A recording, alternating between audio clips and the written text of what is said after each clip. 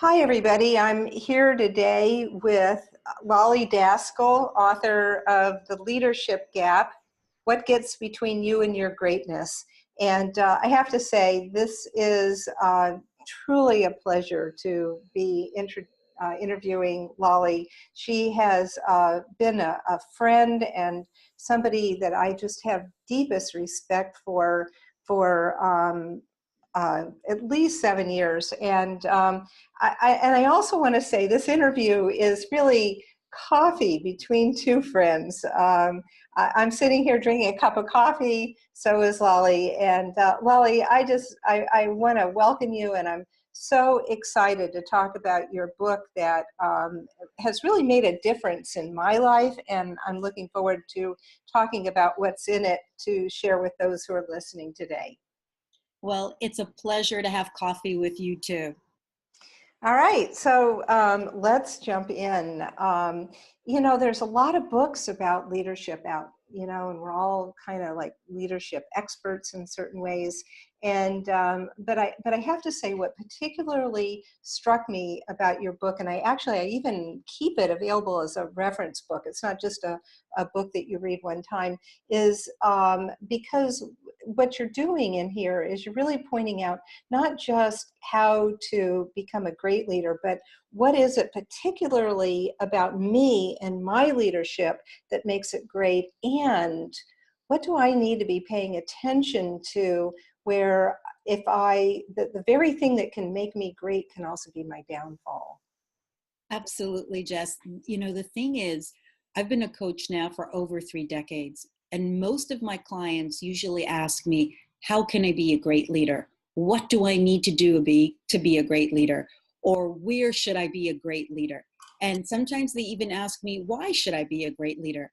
But many times, and I would say most of the time, the question that they don't ask is, who should they be? The question of who.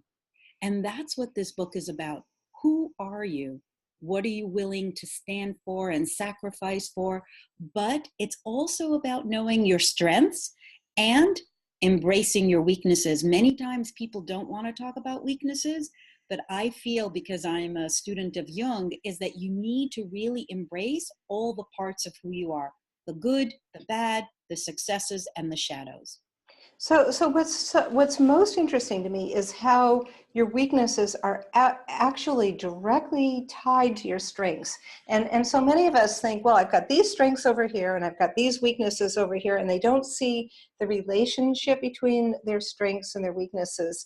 And you tell a lot of stories in your book about what that actually looks like.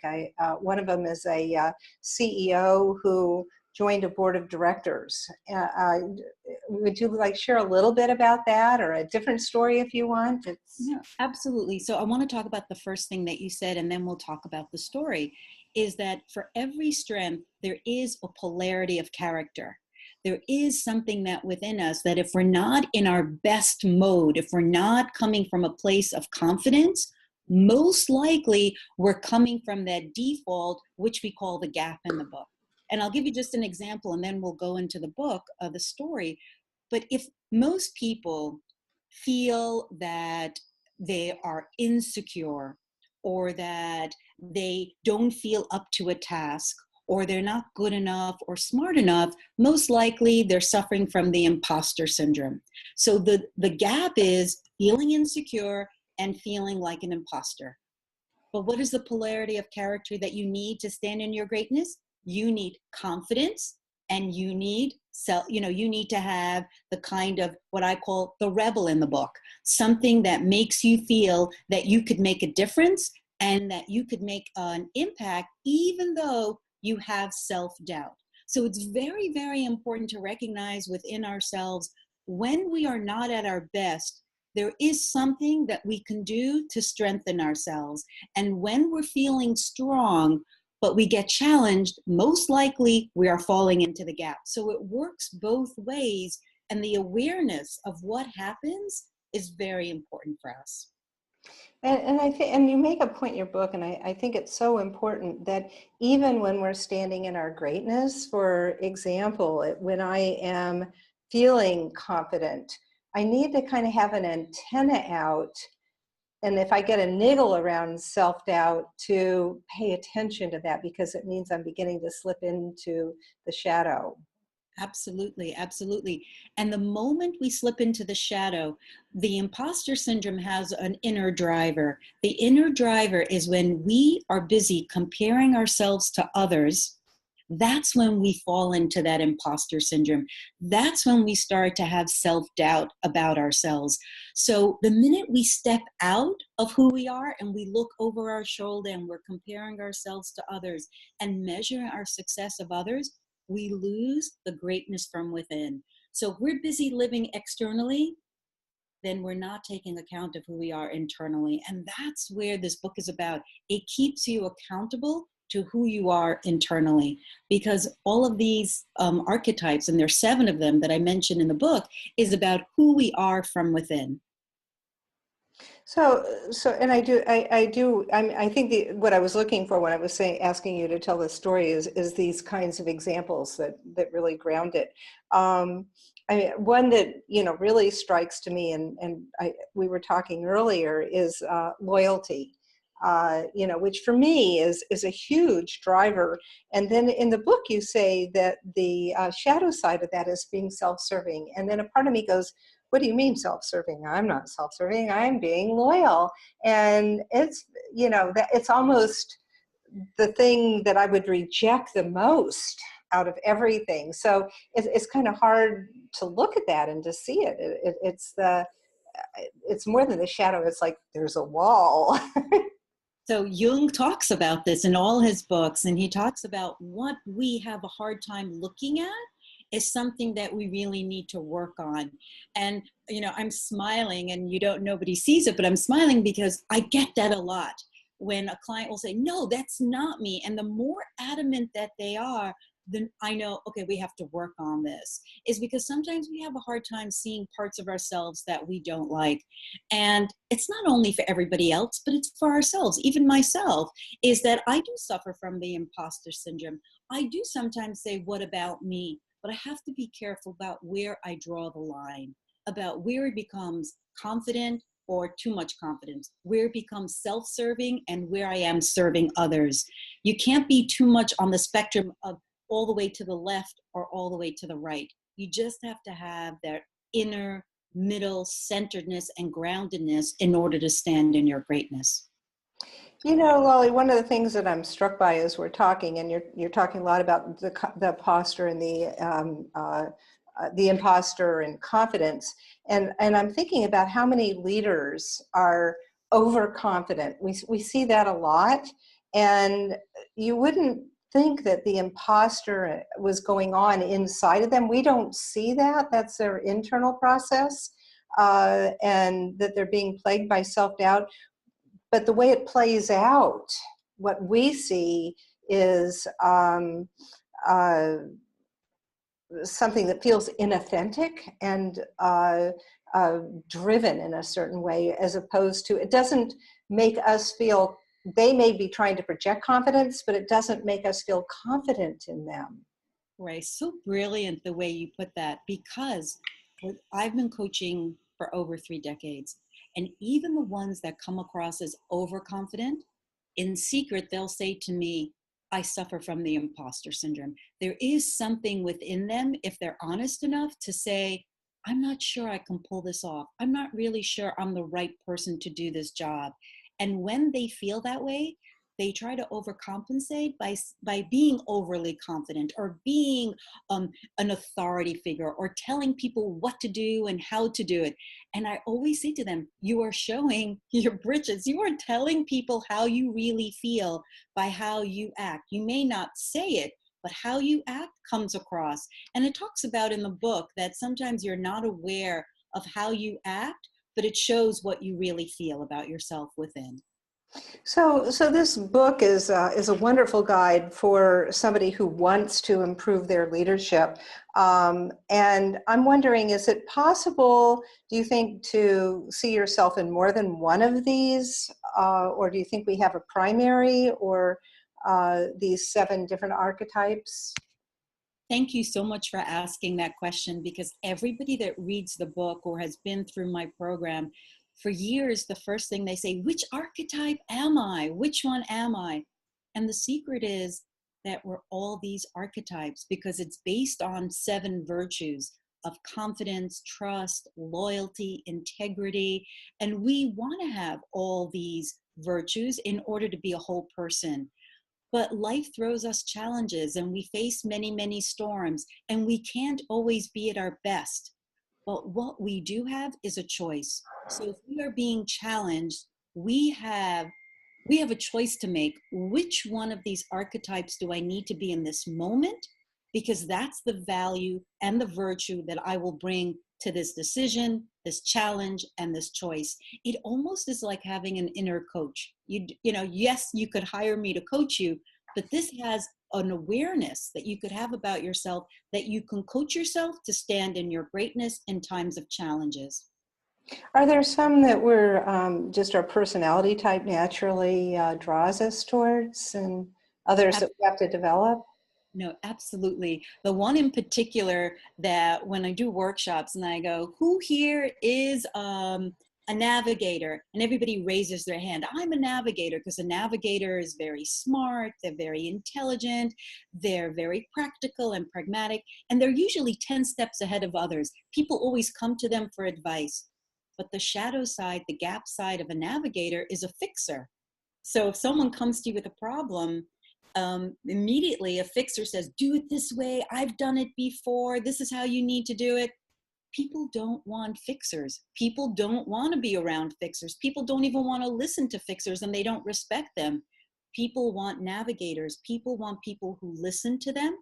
People, and they're silent. So if I come to you in a problem, I'm more of a coach. I'm more of a navigator. I'll navigate through the problem instead of telling you how to fix it. That in itself is a game changer. When I do this workshop in organizations, people always say, my life is going to change because I'm going to learn to be more of a navigator than a fixer. So in business, we tend to really be more, between the navigator and the fixer seems to be very prominent. um, and one of the things that also strikes me, because I do a lot with teams, and I know you do also, Lolly, is that as I look at these 7 archetypes, I think, gee, if I'm putting a team together, I'd like all 7 of these people on my team. If everybody on my team is a navigator, we're not going to get anything done. Absolutely. Again, brilliant observation. When I do workshops with teams, I say, even though you're inclined to be a certain type, to be the confident and the rebel one, who here will be the explorer? Who here will be the navigator? Who here can be, the knight? We need different applications to a team in order to be really great. I don't always ask the same person to be the same archetype. I always switch it up, again, because it's based on a virtue. And we should have all of these virtues really worked on and strengthened in order to be able to bring into any challenge. I have one more question for you, different topic. I feel like I'm throwing a lot at you, and I really appreciate it because it's just fascinating. There's so much to talk about, and I want to dig in enough to give people a good sense of this. So I'm going to ask you one more question. Uh, what about your boss? What about not you? What about your partner in life? What about your other people, the teammates that you're dealing with? Um, how do you, how can you use this to help you um, navigate better with other people as well as your own introspection? So earlier you said, Lolly, this is a leadership book. And I didn't want to correct you because it is a leadership book, but it's really a life book, because you could use the navigator and the fixer in your own relationship, with your personal relationships. You can use being loyal to someone or self-serving your someone in a relationship. And it has to do with partners, it has to do in marriages, it has to do with teams, and it has to do with your boss. Because I really believe that we mirror each other. And so how I treat you, you will treat me. How I respect you, you will respect me. And so if I trust you, you will trust me. And so the book goes through each one of these archetypes, but I really believe it doesn't only have to start from the top. It could start at any position, in any relationship, in any aspect. I mean, I've given this lecture to college students. I've given it to domestic violence shelters. I've given it to a gamut of individuals that just need to know who they are so they can embrace their greatness, but also to be aware of their gaps and their shadows. So even though it's a great leadership book, but it's based on psychology, it's based on philosophy, where we know that if we can take our psychology and know more about ourselves, we can be better versions. You know, you remind me that who you are as a leader is just not separate from who you are as a person. Beautifully put. I'm going to. Thank you, Jess. That's so beautiful, poetic, and a great prose. I really like that. That's Right. exactly it. And so anything that we do, and it strikes me, you know, that there's so many people that are feeling powerless in the world right now, and they're watching leaders that they have no control over doing things that they don't agree with in business and all aspects of their life, in politics. It's kind of pervasive right now. And that what your book does is it really says, okay, start with who you are, and then you can begin to provide leadership in a way that's actually going to um, drive things in a positive direction, as opposed to towards the shadow side, which we're seeing so much of right now. Right. So we have a choice. We can say, look what's not working. Look how awful it is. But if you're a student of history, this is not the first time that this has happened. You know, you go through and that's why it's so important to read books and to read biographies and to read history. There have been times in history where times were even worse than they are right now. But there were individuals who embraced their greatness and who did something about it. You can start small. You can start with yourself, then you can start with your family, you can start with your community, you start with your society. That's how we create a movement. And so even though we might not like what's happening around us, we can change what's happening within us, and we could do something about it. There is a choice, and it's not out of our control. Wow, what a great note to end on. Lolly, I just want to thank you so much. And I guess the thing that I'm going to take away from this is your phrase, embrace your greatness, that this is the place to start. Um, Again, for people who are listening, I've been talking with Lolly Daskal, the author of the brilliant book, The Leadership Gap: What Gets Between You and Your Greatness. And I highly recommend it a lot, and a lot of people highly recommend it also, including Marshall Goldsmith, Adam Grant, Heidi Halverson, and